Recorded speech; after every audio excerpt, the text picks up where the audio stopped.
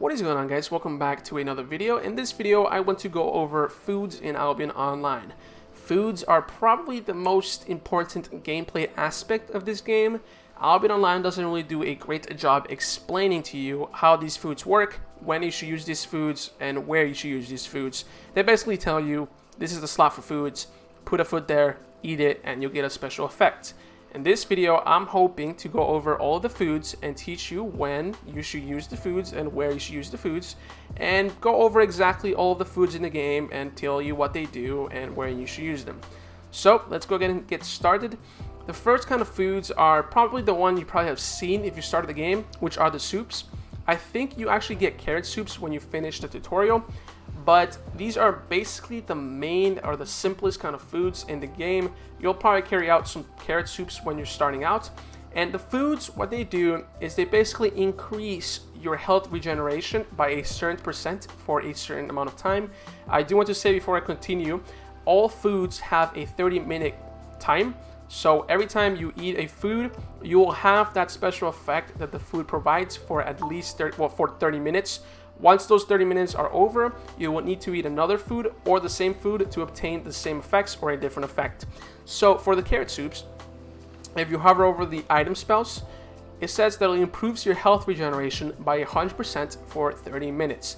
This means that if you eat the carrot soup out of combat, you will regenerate 100% faster for 30 minutes. That's the most basic carrot soups. There are 3 types of soups. There's the carrot soup, the wheat soup, and the cabbage soup. For the wheat soup, it's basically the same thing except you regenerate health by 190%. And for the cabbage soup, you regenerate health by 270%. This is out of combat, so you can't regenerate this while you're in combat. But once you're done battling whoever you're battling, then you will start regenerating by this percentage. Again, these are mainly used for beginners. I personally don't see these very much on the end game because there are other foods that have a bigger impact. But if you're beginning out, some of these soups could be very helpful, especially if you're trying to level up your armor and stuff like that. Regenerating your health will make sure that after you're done fighting somebody, you can just regenerate quickly and go back into the battle and keep getting some fame. Moving on to the omelettes. The omelettes, in my opinion as well, are basically the most popular foods in this game. Everyone likes omelettes. As you can see, I'm carrying 3 omelettes, and I'm kind of like a DPS dual swords build. And omelettes, what they do is that your casting speed and your cooldown reduction is reduced by a certain percent for 30 minutes. So the beginning omelette, or the chicken omelette, improves your casting speed and cooldown reduction by 5% for 30 minutes. Then we got the goose omelette, which is improve your casting speed and cooldown reduction by 9.5%. And for the most popular food in the game, I think, it's the pork omelette. And this improves your casting speed and cooldown reduction by 13.5%. Pork omelettes are very, very important, especially for you DPS mages and for healers. If you're a build that you rely your DPS on your your skills. So if you are, like for example, a mage, like a fire mage, and you need to pump out as much abilities as you need to make as much DPS, then eating a pork omelette will make sure that you will get a cooldown reduction for eating that omelette. Especially for the pork omelette, a 13.5% cooldown reduction is very, very important for any of you healers and mages. Healers use it because they need to keep their teams alive, and the cooldown reduction and casting speed will keep the team alive longer and faster. So those are the pork omelettes, mainly for mages and healers.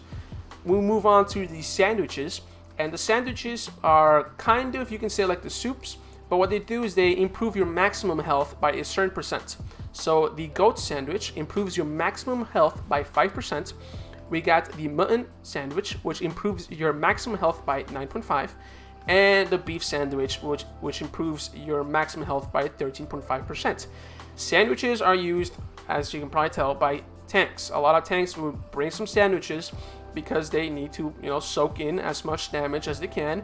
And when you improve your maximum health by 13.5%, and tanks have the highest health in the game, then you can see why tanks will want to bring even more health eating the beef sandwich. Again, all these things last for 30 minutes. So once a tank eats a beef sandwich and the 30 minutes are over, they need to eat another beef sandwich to attain the same stats, or they can eat something else to get a new stats. So those are the sandwiches. I've also seen some DPS people take sandwiches because sometimes your team doesn't really have a tank. There's some people who go out and do random dungeons without a tank, and instead of just bringing a tank, they bring a DPS, such as my build here, with a beef sandwich so they can tank with more health. And I also see some gatherers using this because once they're done gathering, especially if they're in a black zone or a red zone, once they finish gathering, the cross or the way back to safety or back to the city could be dangerous. So I see a lot of gatherers bring beef sandwiches, and before leaving back to their home, back to their city, they'll eat a beef sandwich. So if they do get dismounted, they do actually have that extra health that could eventually help them escape. So those are the sandwiches. We're moving down to the stews. The stews are mainly for DPS, which improves your damage by 5%. So that's the goat stew, improves your damage by 5%. The mutton stew improves your damage by 9.5%. And then the beef stew improves your damage by 13.5%. This is kind of self-explanatory. If you're kind of like a DPS person, any kind of warrior or dual swords or stuff like that, you might want to take some stews for that extra damage. And once again, these basically three right here, the omelets, the beef sandwiches, and the stews, these are mainly the three big foods in the game. We got omelets for healers and mages, we got sandwiches for any tanks, and we got stews for DPS kind of people. But again, Albion Online is kind of a weird game where it's not necessarily set on stone. Anybody can bring any of these kind of foods, and depending on their team, what they need, they'll be effective. So I have seen some tanks with beef stews. I've seen a lot of tanks with omelets. I've seen DPS with sandwiches. I've even seen some healers with sandwiches when they need to have that extra health, if there's people on them or stuff like that. But it's all mix and match. But in general, omelets are more for any mages and healers. Beef sandwiches are for tanks. Stews are for DPS people. Bows, swords, etc. So, moving on to the last two sets of foods, we got the pies. And these are for people who don't necessarily want any attack bonuses or defense bonuses. The pies are actually for gatherers. So if you consider yourself a gatherer, if you're leveling up your gathering, then eating a pie will increase your gathering yield by a certain percent, and your load capacity by a certain percent. So when you eat a chicken pie, you will get an improved gathering yield by 5% and your load capacity by 10%. And we got the goose pie, which increases your gathering yield by 10% and capacity by 20%. And the most famous pork pie, which increases your gathering yield by 15% and your load capacity by 30%. These are for gatherers. If you're a gatherer, you need to bring out pies when you go gathering. I need to say this again because I see a lot of gatherers not bringing pies out, and they're losing on a 15% gathering yield bonus, which can definitely give you a lot more of the material or the resource that you're trying to gather. 15% gathering yield is insane, guys. You need to bring out pies anytime you are gathering. As well as the gathering yield, you get a load capacity. So every mount has a, you can check here the max load. For example, for a giant stag, we got 478 kilograms for the max load. When you eat a pie, your max load capacity increases by 30%. So you can actually be out in the field, continue gathering, because if you run out of space, if you're starting to become heavy, you can actually eat a pork pie and you will receive a 30% load capacity bonus. So it's very important. I do want to say a quick tip. The pies run out. So once the pies run out, you no longer have 30% load capacity boost. So if you are overcumbered and you had a pie on, and once your pie runs out and you're overcumbered, then you'll be slow to move, and there might be people that can catch you, especially if you're a gatherer. Moving on to the salads. Salads are mainly for any crafters. So if you consider yourself a crafter, if you're leveling up crafting, you might want to eat a salad before a set of crafting. So what the salad does, it improves your crafting speed and crafting quality by 33 for 2 minutes. So that's the bean salad. Actually, I'll go over this. The turnip salad improves your speed and crafting quality by 66, and the potato salad will increase your crafting quality by 100 for 2 minutes. What this does, this allows any kind of crafters, especially if you are an armor crafter or weapon crafter, you would probably notice that having a higher crafting quality of a material greatly increases the profit you get when you go and sell that armor or that little sword. If you guys don't know, I haven't done a video about item quality, but I'll do a quick explanation here. For example, my bag, you can see that the quality of my bag is normal. That means that's the lowest quality of the bag. There's nothing below normal. And if I check something like my hood, I got the quality of outstanding. I actually have the biggest quality, which is the quality of masterpiece on my demon cape. And what this is every time you craft something, there's a chance that what you craft will have a higher quality. And they basically sell for more in the market because they have a higher item power. So for me, this expert demon cape is not selling because it's too expensive, because it's masterpiece quality, tier 5.3 masterpiece quality, and there's nobody in the market who is currently buying this, so I'm just wearing it just to kind of show off, but whatever. But yeah, that's how quality works, and when you eat a salad and you go craft, you have a higher chance of getting higher quality, which in turn means you can sell the item that you're trying to craft for a higher profit. Then we got the last two. We got grilled fish and we got the seaweed salad. Grilled fish, I recommend any beginner in the game, if you're in a starter zone, go out and buy grilled fishes. They're very, very, very, very cheap. And what they do is they reduce your cooldown by 3.8%. So every time you eat these kind of fish, it'll reduce your cooldown by 3.8%.